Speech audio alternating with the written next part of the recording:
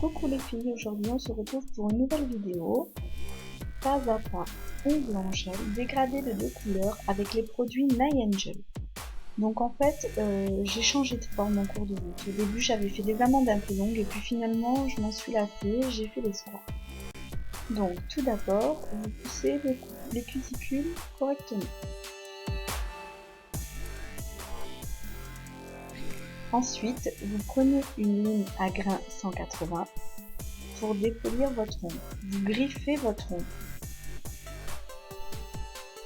Vérifiez bien qu'il n'y reste plus de brillant autour des cuticules, car c'est là que l'adhérence se fait principalement.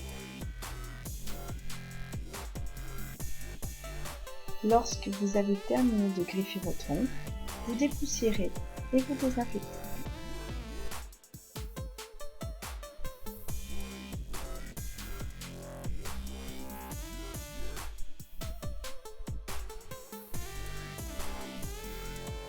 Ensuite, j'applique du nail prépare, du déshydratant, puis du primer.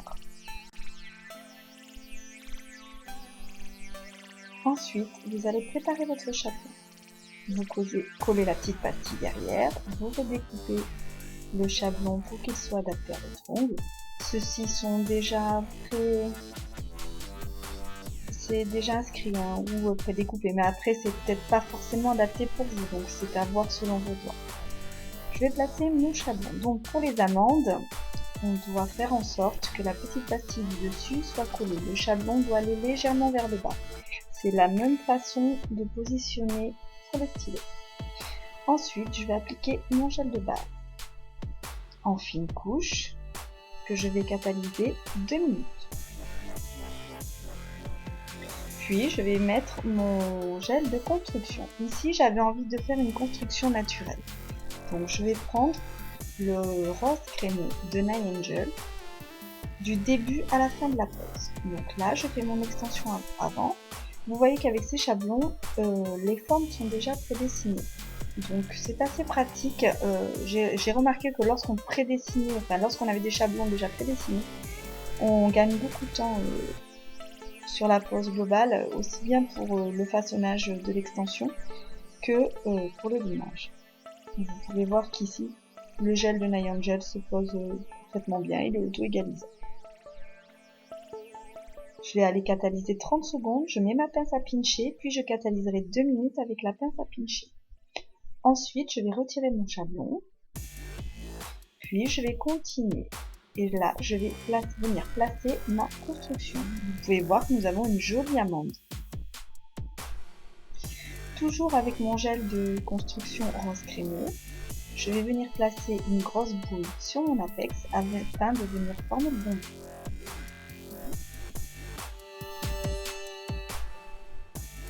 Si jamais vous avez l'impression que votre gel est trop fluide et que le bombé est retombé, vous pouvez très bien retourner votre ongle.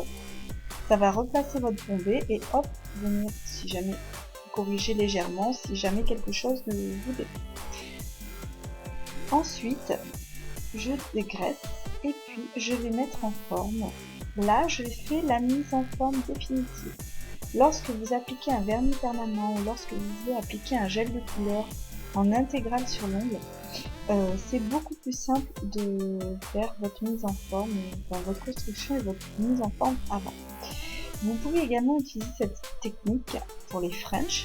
Si vous utilisez un gel peint, les gels peints sont très fins, c'est parfait. Je trouve même que ces techniques peuvent être même plus rapides par moment. Regardez, une jolie amande naturelle. Quoi? Vos ongles à vous ne poussent pas comme ça? Tiens, c'est bizarre. Oh oui, non? Donc ici, je vais prendre le gel Imperial Fuchsia de Niangel que je vais venir appliquer en fine couche sur une moitié de l'ongle. Je ne catalyse pas et je vais venir prendre, alors ça sera un vernis permanent que je vais utiliser d'une autre marque, le vernis permanent violet, que vous appliquez sur le bord et sans catalyser, avec un dotting tone, je vais venir mélanger les deux couleurs afin de les dégrader. Alors faites attention, si vos gels French de couleurs sont trop épais, vous ne pourrez pas réaliser correctement le dégradé. Ça risque de vous faire des petites traces. Donc ne prenez pas le Tintool, mais plutôt un pinceau. Ensuite, j'ai catalysé 2 minutes et là, je vais venir appliquer une seconde couche. Donc d'abord mon gel impérial fuchsia en haut, puis le vernis permanent sur la pointe. Je vais venir mélanger encore, voilà, tout doucement. Ne mettez pas trop de gel sur la pointe, parce que sinon ça va vous épaissir l'ombre. On mélange, on fait son petit dégradé. Voilà, les couleurs se mélangent assez facilement. Il vous faut des gels quand même assez fluides pour réaliser ce genre de technique. Avec le Tintool. Sinon, c'est pinceau. Je vais catalyser encore 2 minutes. Alors moi, j'aime bien sceller les couches avec des gels de finition ou du gainage. Parce que comme des fois je change de déco, je change de plein de choses, si je laisse mon gel comme ça et que je mets directement ma finition sans résidu, lorsque je vais enlever pour faire une déco par exemple, eh bien, je vais faire partir la moitié de ma couleur. Donc là je viens sceller, je viens protéger mes couches de couleur avec un gel de finition avec résidu. Ensuite je vais dépolir mon ongle avec le bloc blanc. Donc là, ça va vraiment je vais vraiment avoir une pose parfaite. Et ensuite, je vais venir mettre mon gel sans résidu, mon sealer. Personnellement, moi, je préfère faire comme ça. Je trouve que c'est plus joli. Alors effectivement, ça demande une manipulation supplémentaire, mais je préfère. Et puis, j'ai pas de risque si jamais je change de déco. Et donc, vous voyez, finalement, j'ai fait des squares. Donc, j'ai transformé mes amandes en squares.